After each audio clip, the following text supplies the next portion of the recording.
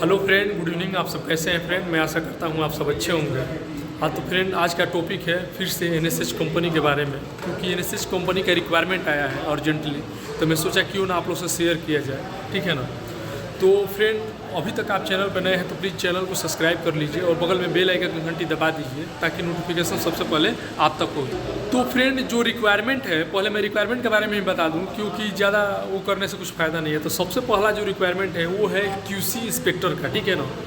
QC inspector का जो दूसरा रिक्वायरमेंट है वो है क्यूसी जो सुपरवाइज़र का, ठीक है ना, क्यूसी सुपरवाइज़र का। तो ठीक है, क्यूसी सुपरवाइज़र में दो कैटेगरी है, ठीक है ना।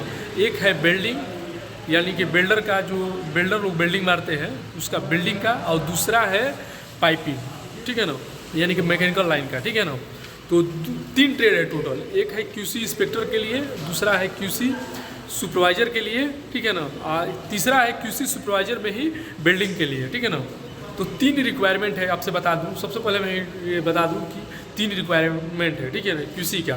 तो जो भी भाई लोग इस ट्रेड से है क्यूसी से, तो वो लोग अभी एनएसएस का रिक्वायरमेंट है एशिया पावर में। आपसे बता दूं कि एशिया पावर जो ऑफिस है वो मुंबई में है, उसके बाद से कोच्चि में है, कोच्चि में भी रिक्वायरमेंट है, और उसके बाद से चेन्नई में है और बड़ौदा में है। यानी कि चार जगह रिक्वायरमेंट है, कोच्चि, चेन्नई, बड़ौदा और मुंबई में, चारों जो रिक्वायरमेंट है। तो जो भी भाई लोग स्टेट से है अपना जाके सिलेक्शन करा सकते हैं। तो फाइनली आज हम बताने जा रहे हैं कि क्यूसी का काम क्या होता है, ठीक है।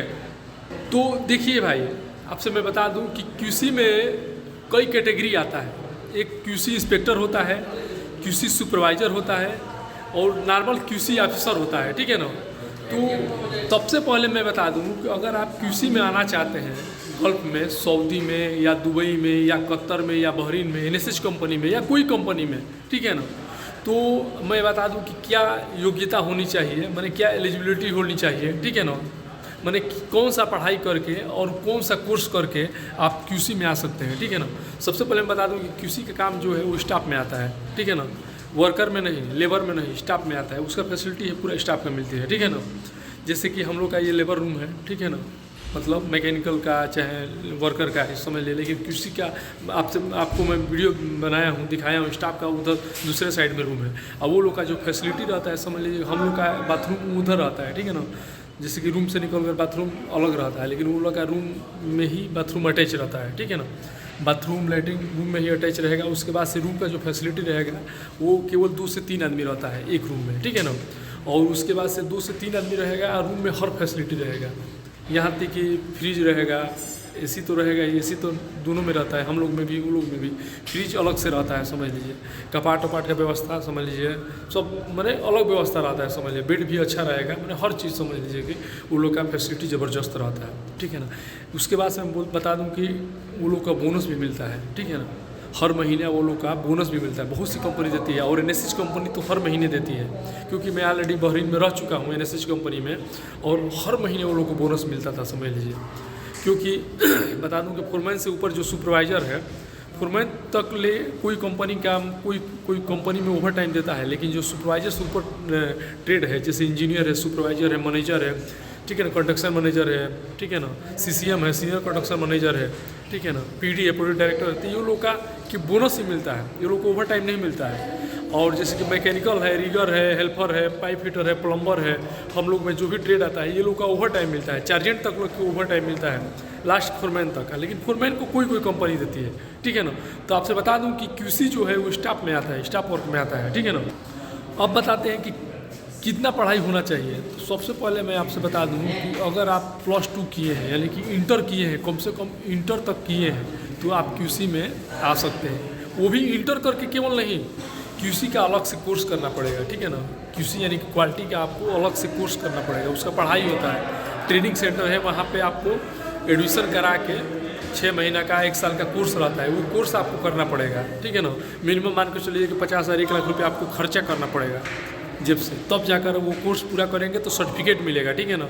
सर्टिफिकेट जब मिलेगा तो आप फर्स्ट टाइम में फ्रेशर को एनएसएस कंपनी लेती है, दूसरे कंपनी तो जल्दी नहीं उठाएगी। लेकिन अगर आप एनएसएस कंपनी में जाना चाहते हैं तो फ्रेशर को उठाती है, चाहे सुपरवाइजर से जाइए, चाहे क्यूसी से जाइए, चाहे मैनेजर से जाइए, चाहे चार्जेंट से जाइए, चाहे फोरमैन से जाइए। वही एक कंपनी है, समझ लीजिए कि फ्रेश आदमी जो नया आदमी है, यानी कि गल्फ में नहीं रहा है, फिर भी एनएसएस में जा सकता है, ठीक है ना। तो आप अगर QC में जाना चाहते हैं तो NSH कंपनी सबसे बेस्ट है, समझ लीजिए, फ्रेश आदमी के लिए, ठीक है ना। और +2 किए हैं या BA किए हैं, BSc किए हैं, मैंने +2 के बाद यानी कि इंटर के बाद आपका कोई भी अपना ग्रेजुएशन कंप्लीट किए हैं, कोई भी उससे अपना विषय से, तो आप QC में जा सकते हैं, ठीक है। तो अभी रिक्वायरमेंट आया है, ठीक है ना, एशिया पावर में, तो वही मैं चेक किया तो सोचा कि क्यों ना इन्फॉर्म किया जाए। देखिए NSH का कोई भी रिक्वायरमेंट रहता है, NSH का कोई भी अच्छी कंपनी का समझ लिए, तो मैं सोचता हूँ कि आप लोग को इन्फॉर्म किया जाए, ठीक है ना, आप लोग को बताया जाए, ठीक है ना।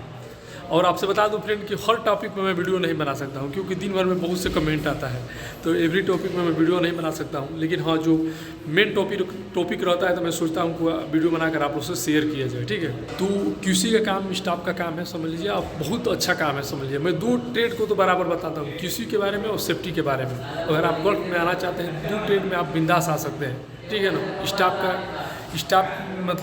का काम है, समझ लीजिए, ये स्टाफ में आता है और एकदम कोई भी दिक्कत नहीं है, समझ लीजिए। आपको जो फैसिलिटी मिलती है स्टाफ का मिलती है, ठीक है।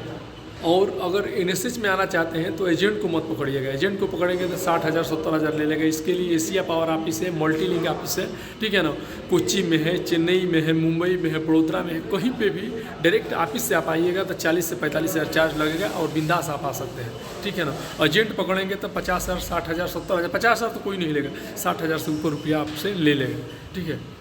तो फ्रेंड, आई होप कि हमारा वीडियो आप लोग को अच्छा लगा तो लाइक कीजिएगा, अपने दोस्तों को भी शेयर कीजिएगा, और अभी तक हमारा चैनल सब्सक्राइब नहीं किया तो प्लीज़ हमारा चैनल सब्सक्राइब कर लीजिएगा। मिलते हैं नेक्स्ट वीडियो में। ओके, आज के लिए गुड बाय।